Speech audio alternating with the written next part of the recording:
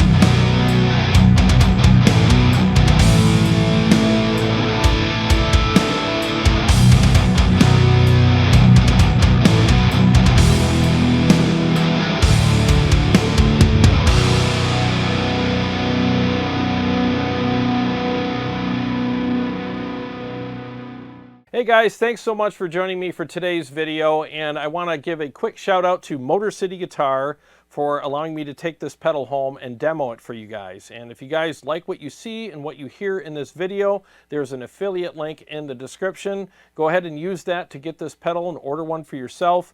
And they ship anywhere in the continental US. And by clicking that link, it helps you get the gear you want at a great price. It helps a really good local store, and it also helps me out a little bit as well, because I'm not getting paid at all to do this video. I'm just doing it for you guys, and hopefully enough people will click on that link to make it worth my time to do videos like this. And if you want to support my channel in other ways, you can join my Patreon. You can also get some awesome quad CORTEX, ToneX, and KEMPER presets and profiles and captures, or whatever the hell you want to call them, on my website. I do a lot of really awesome high gain, brutal tones for the guys who love that, and you also get some glorious cleans as well. Okay, so on with the video. So you're probably wondering why I made that really hyperbolic statement at the beginning of the video when I said, finally, a preamp pedal that I can actually get excited about. Well, I really meant that, and I wasn't trying to just be hyperbolic or try to sell you anything. The thing is with preamp pedals, over the years that I've seen anyways, maybe not all of them, but a lot of them, they just came out with this preamp pedal that didn't have any kind of cab sim or impulse response loader or anything like that in it. You had to buy extra gear to make this work. You had to buy, you know, like a 2-notes, or you had to buy a power amp and a cab or something like that. And it's like, oh, look how convenient this is. And it's like, it's not convenient. I just bought this, and now it's costing me more money because I have to buy all this support gear for it. And to me, none of that stuff ever made sense. Because if I buy something that's going to sound good and be convenient, then I want it to actually be convenient. So I don't want to have to buy all this other gear along with it so that I can actually utilize this thing, because now it's not convenient to me anymore. It's not convenient to my bank account either. And the thing is, I think the Friedman IR-X is actually the most perfectly designed preamp pedal that is on the market today. Number one, you have an IR loader. Okay, so you don't have to buy any additional gear to utilize this, whether it's in a studio or on stage. You can literally just plug this into front of house and you're done. Like, there's your amp tone. Now, yeah, you might have to get some effects if you want them, and that's all pretty much to be expected. But the thing is like, it's a standalone unit regarding amp tone, you know, and it even comes with a bunch of IRs that Dave made specifically for this pedal. And, you know, I'll be honest with you, I was like, yeah, right, they're probably going to sound like crap. And not because I don't trust Dave or whatever, but man, the IR market out there is just full of crap. Most of the IRs that I've ever tried are just freaking garbage. So I plugged into this and I'm like, all right, here goes. And I literally just played the first chord on it. And I'm like, holy shit, this IR sounds amazing. And I actually have my own IRs that I make here, and I know how they're made because I made them, and they sound exactly like my cab with the mics that I use, and they sound awesome. And I compared his IRs to mine, and yeah, they're freaking great. I don't feel like I'm stepping down by using his at all. And I don't mean that to sound arrogant or anything, but like I said, a lot of the impulse responses out there are so overly processed and sculpted that they just sound like crap, which also makes them feel like crap. So the first IR that I clicked on in this is freaking perfect. And I'm pretty sure it's the Vintage 30 and a Mesa cab with the Royer 121 blended with the SM57, because it sounds very, very close to mine, which is made the same way. And the other things I really like about this pedal are the fact that you have MIDI, so you can control this thing via MIDI. So I have it hooked up with my Line 6 HX effects right now, so I can switch channels, I can switch IRs, I can even turn the boost on and off via MIDI, and I bet you there's a bunch of other things I can do with MIDI as well. So that is awesome. Now you have two different outputs. You have one without the IRs connected to it, and you have one with the IRs connected to it. So I like that as well. So if you just want to run it into a power amp and cab, you can do that. Or if you want to use Dave's IRs or any IRs that you want to put in there, because he allows you to do that as well, you can use the other output that's associated with the impulse responses. And you do have an effects loop on the unit, so you can plug in any effects units you want. Like I said, I have the HX effects plugged into it, and it integrated perfectly with it. You also get a headphone jack, so if you want to listen quietly while you're practicing on a tour bus or in your living room or I don't know, whatever, you can do that as well. And another cool thing is with the software that comes with this unit, you can create and set up and program your own presets. And on top of all that, both channels have a built-in boost. I mean, seriously, he left no stone unturned, and this, in my opinion, is how you make a preamp pedal. Something that I can actually just integrate with my existing gear, such as the HX effects, or if I want a more simplistic approach, I can just plug my guitar straight into it, run it straight into front of house or my studio monitors or whatever, and just play it that way. And I really hope that this sets a new trend and a new benchmark for preamp pedals. I mean, I've been saying this for years, ever since I've seen other companies make these. I'm like, why aren't you guys putting an IR loader in this thing? I mean, I'm not going to buy it. I'm not even going to demo it. It's not worth anything to me. I would never use this because it's just too much hassle and too much work to integrate this into my life, really. I mean, I don't want to have to buy all this extra crap. So again, with this, I mean, it's just simple. It's plug and play. Hook up whatever you want if you want, but you don't really need to if you're more of a simplistic rig guy. You know, you just want something really simple and easy to use and sounds good. This really is a great rig for you. Okay, so let's take a look at it. These are the settings that I used in the mix in the beginning of this video. So if you want to try those settings out, go ahead. I used channel 2 in the video, not channel 1, and I used the boost only on the leads, but I had the boost off on the rhythms.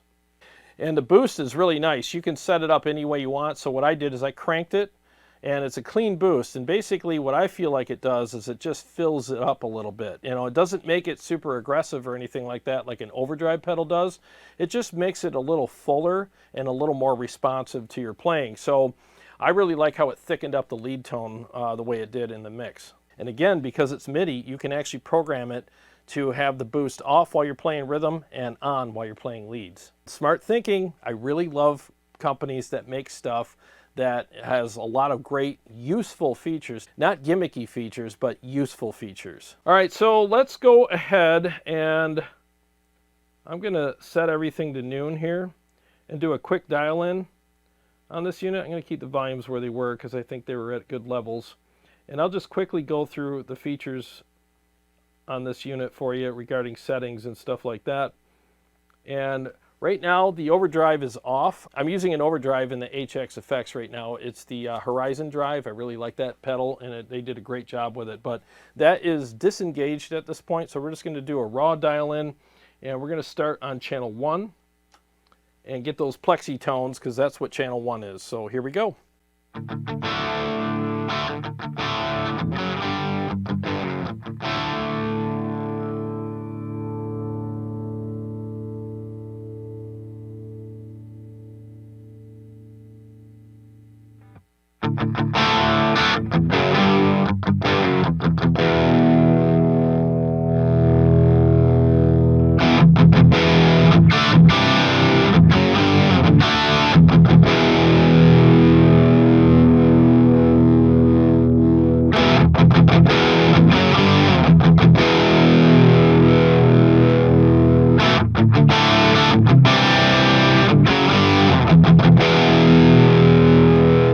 Pretty good plexi tones, so let's go ahead and engage the boost and see how that interacts with it.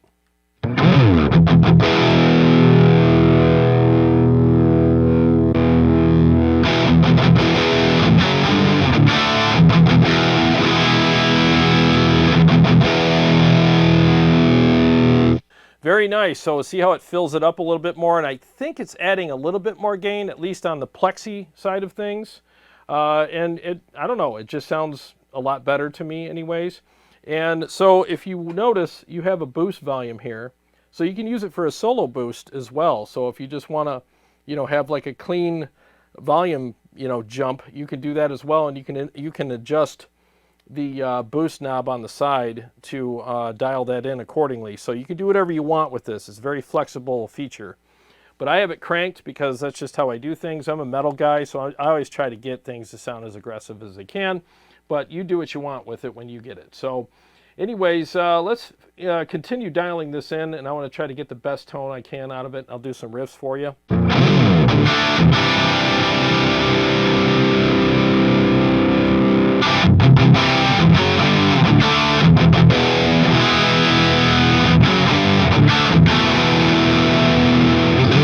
All right, that actually sounds pretty good. So what I'm going to do is I'm going to engage the Horizon drive in the HX effects now and see how that affects the unit, and I'll dial it in further after that.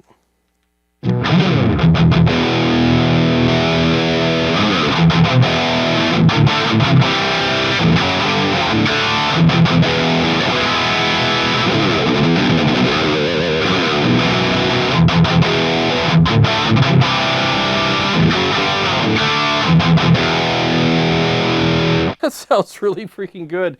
It's so amp-like, like it really is. It's very realistic sounding and feeling. So let's do a couple more turn of the knobs and then we'll do some riffs.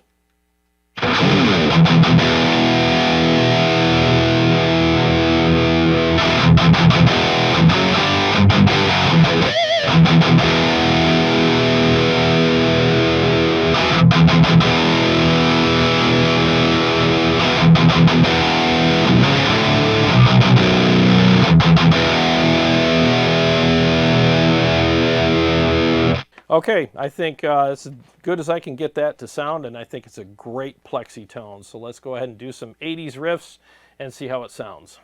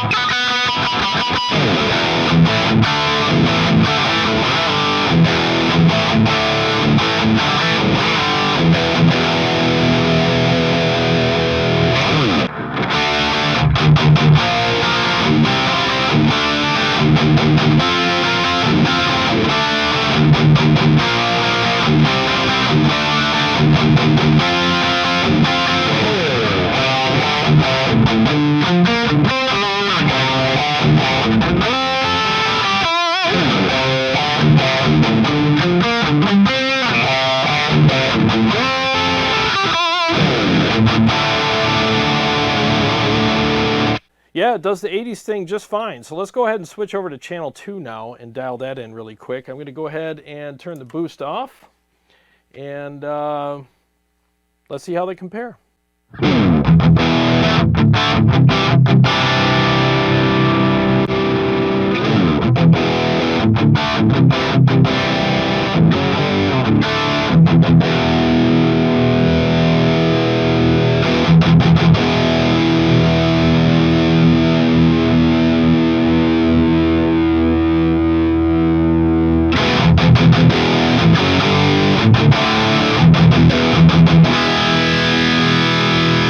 All right, definitely a lot more gain in channel 2, which is basically, you know, a BE. So it's a Friedman BE channel, and I've played them plenty of times, so I'm very familiar with what they sound and feel like, and he nailed it. I mean, this sounds just like it, you know. I mean, I don't really hear any difference at all. And another thing to note, I'm listening to everything in my in-ears, and my ears are happy with what they're hearing. I mean, there's nothing annoying coming into my ears at all. I mean, usually when I do demos like this with any digital product, I'm listening through my studio monitors, and most of them sound really good, but every once in a while you get one that just bugs your ears when you got it in your in-ears, and it sounds really good. I really feel like I have an amp mic'd up in my room, and I'm listening to it when, you know, like I always do when I'm doing videos with real amps and cabs and mics and stuff. It sounds very realistic to me. So I wanted to make sure I made a note of that. But anyways, let's go back to dialing this in, and I'll show you what the boost does on this particular channel as well.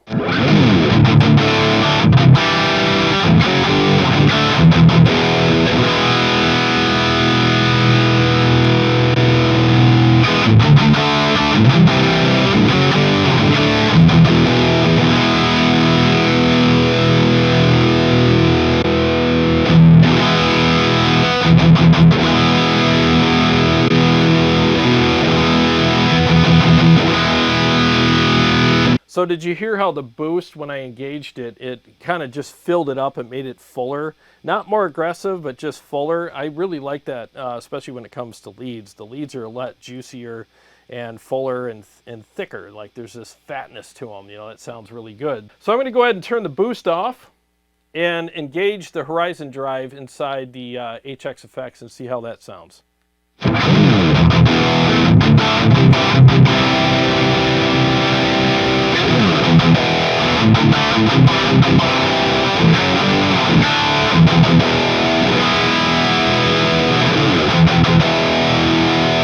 Yeah, this thing really takes a boost like a champ. It really sounds good. So while I have that on, I'm going to engage the built-in boost on the IR-X and see how they all sound together.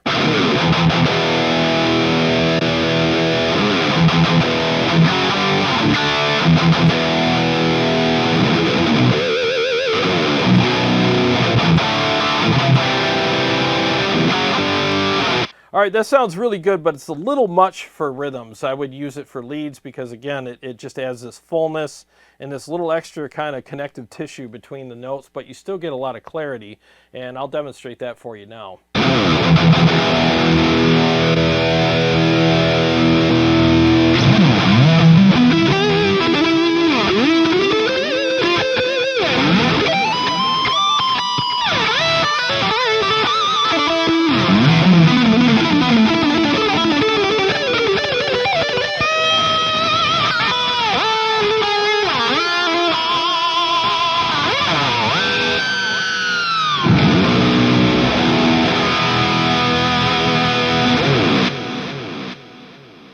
Sounds freaking awesome, man. So it's a really good lead channel when you set it up that way. Just, you know, just program it so that your boost is on for your leads and it's off for your rhythms. And if you're a high gain guy like me, you can leave an overdrive on in both settings and it sounds amazing. And it doesn't get too gainy or too over the top or too sloppy. As long as you're using each setting for the appropriate things, you should be just fine.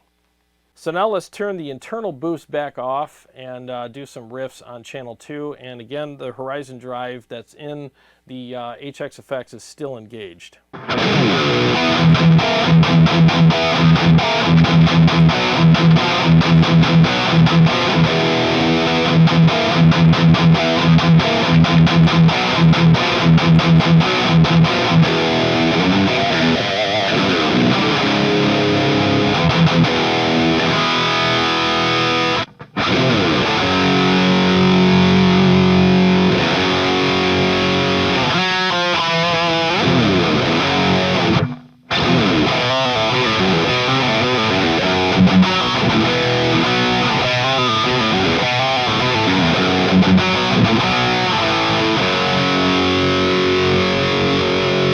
Yeah, that sounds really good. So like if you're a huge Friedman fan and you really like the tones that he gets, I mean, I don't see any reason why you wouldn't want to get one of these, especially if you want to have like a simplistic but very handy and feature-rich rig to take with you anywhere. I mean, it's very affordable. It's only $4.99, and I know like some people like, you know, like $4.99 for one of these, but yeah, go ahead and compare this to other pedals that are the same kind of thing, like a preamp pedal. And you're going to see that with this pedal, you're getting way more features that are actually useful and they're not gimmicky. You know, every feature on this pedal is extremely useful. And I really feel like Dave put the musicians first in this pedal. I really think he did, because he thought about all the stuff that all of us guys would love to have when we're on the road, or I don't know, just in our bedroom playing or whatever, you know, just something easy and simple, but there's no sacrifices associated with that. And as you know, Dave built many, many rigs and pedal boards and stuff for many famous guitar players over the years, so he's very familiar with what all of them guys want, and guys like you and me want as well. So I think that he put all of that knowledge and experience into this unit, and I see no reason why anybody wouldn't want one of these, especially if you're a huge Friedman fan, which again, I know a lot of you guys are that are watching this. Now what I'm hoping is if this pedal does really well, which I think it will, he'll do this with all of his different amplifiers. He'll put all of them in a pedal format like this, and I think that would be really cool. I think the JJ would be nice, the JEL would also be nice, even the Steve Stevens, I would love to see that. The butter slacks, I mean, all of them should be in this pedal format. I really hope he does that because there's definitely some flavors out there that I'd be interested in, and the JEL is definitely one of them. Well guys, thanks so much for watching. I really appreciate it. I hope you got something out of this video. And please, again, if you do like this pedal and it's something that you want to get, please support my channel and use the Motor City Guitar link that's in the description. All you have to do is click on that, do a search for this pedal after you get on their website, and pick it up for yourself. They ship anywhere in the US, and it helps me out as well, so I would really appreciate that. Well, to all my Patreon supporters and subscribers, thank you guys so much. I really appreciate you guys. And if you're new to the channel, please subscribe and click the bell so that you can be notified anytime I either go live or come out with new episodes. And if you like the video, please hit the like. It really helps me out in the YouTube algorithm. Well, I got a lot more stuff coming up for you guys, and I will see you on the next one.